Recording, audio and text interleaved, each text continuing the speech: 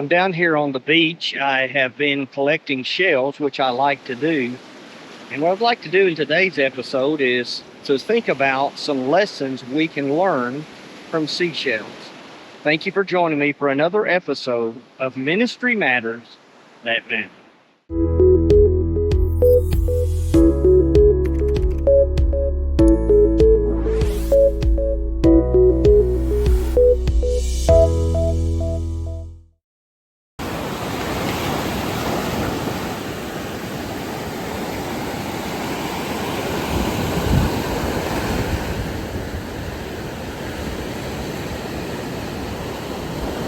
As you look at these shells, the shells to the left are not near as fancy.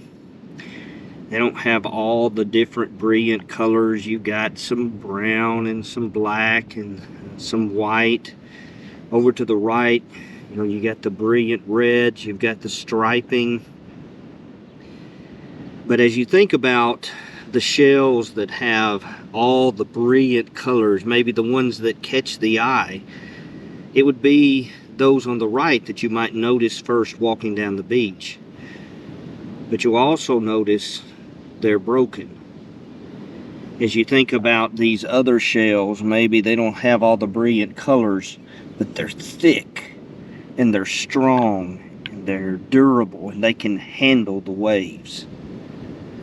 Sometimes it's the shells that don't have all the brilliant colors, that don't have the fanciness, if you will, that last.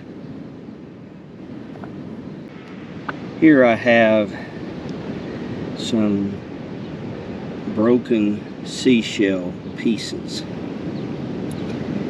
An observation I want to make is that even though they're broken, they're still very beautiful. Now let's think for a moment about some of the observations we made. First of all, I talked about the variety in the shells. It's mind-boggling. I'm not an expert in the field. I don't know how many God made, but it's fascinating to think about all the different colors and shapes and sizes and thickness of the various shells. I just want to remind us that God made the world and made people with variety, and He did it intentionally. In ministry, if we're not careful, we can get into the habit of only hanging out with certain people. Maybe people that have interests similar to ours, people that are, we feel like, easy to work with. Maybe it's people that they've helped us, people that can benefit us. Maybe it's people of the same skin color.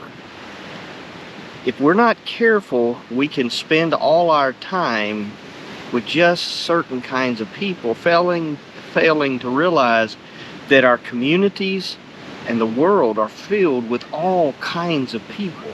So first of all, I want to challenge us in ministry. Have we become one-dimensional? Do we only spend time with certain people?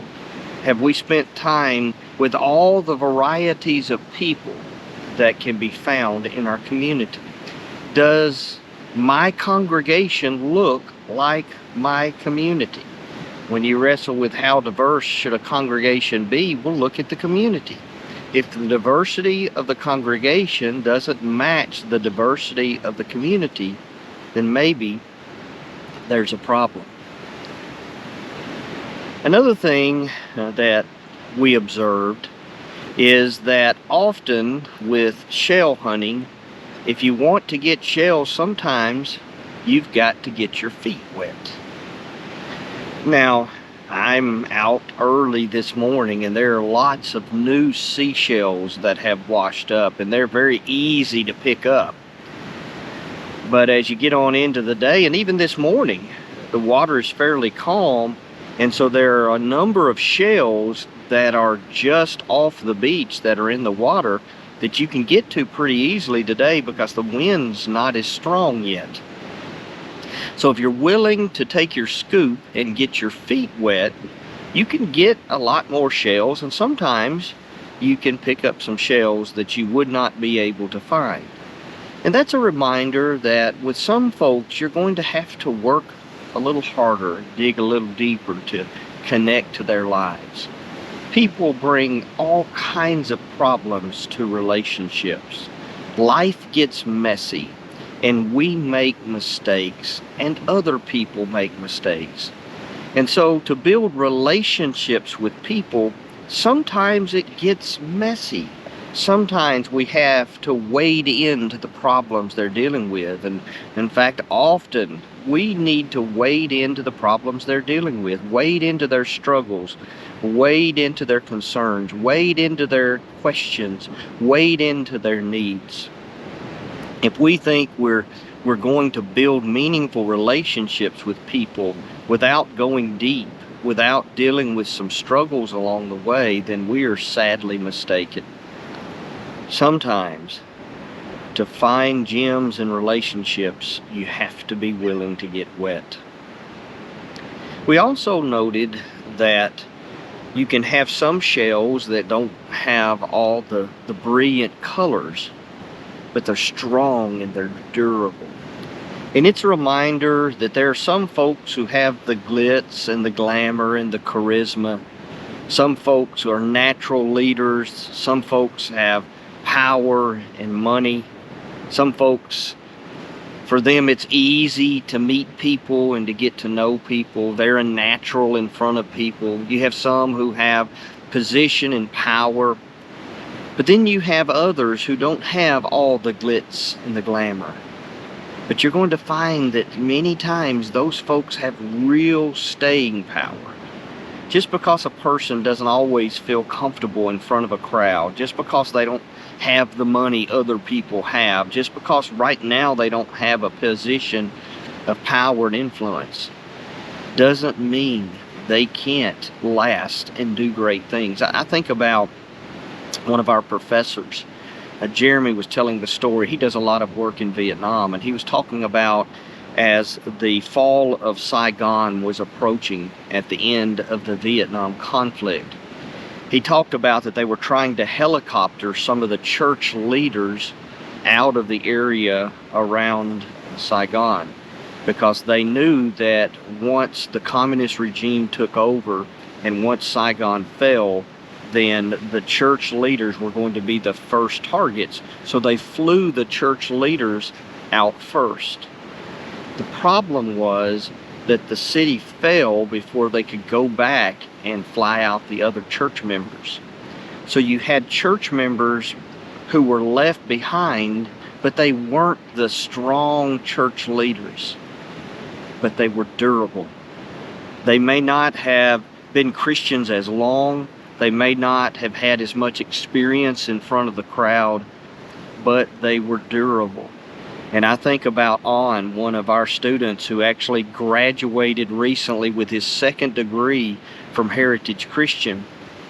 He is a descendant of some of those who were left behind.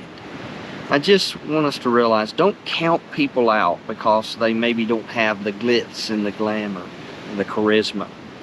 Often there are a lot of people out there who don't get a lot of time in front of the camera, in front of the stage, but they're strong and they have great staying power, and they're the backbone of the Lord's church.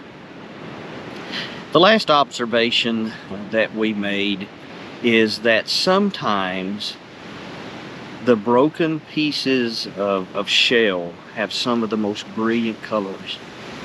That sometimes I pick up shells even though they're broken, because even in that brokenness there's beauty. And I want us to be reminded that it's true of people, including ourselves. Maybe you've had some struggles in your life, some struggles in your ministry. That doesn't mean that you still can't be beautiful. Think of how many Bible characters ministered and served out of their brokenness in spite of them. You think about Paul and all he had done against the church, yet he had a beautiful life in spite of his brokenness. So if we will invest in broken and hurting people, then we can see the beauty that God can produce in their lives. And if you've got some brokenness in your life, don't quit. Don't give up, because God still sees the beauty, and the world can still see the beauty in the brokenness. I pray that this has helped you to think about things we can do in ministry as we think about the stories behind the seashells.